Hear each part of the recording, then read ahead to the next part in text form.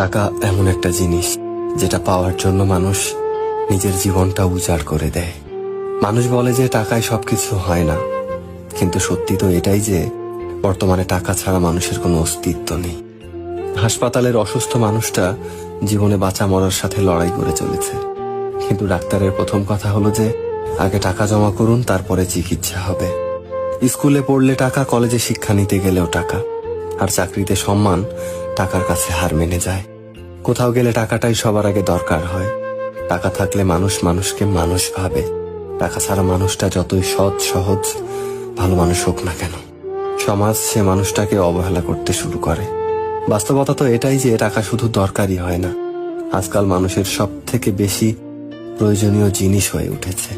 টাকা আছে সেই ঠিক, সেই সব থেকে সম্মানী ব্যক্তি এবং সম্মানের যোগ্য। আর যার কাছে টাকা নেই, তার সত্যিগুলোকেও খুব সহজে মিথ্যে বানিয়ে দেওয়া যায়।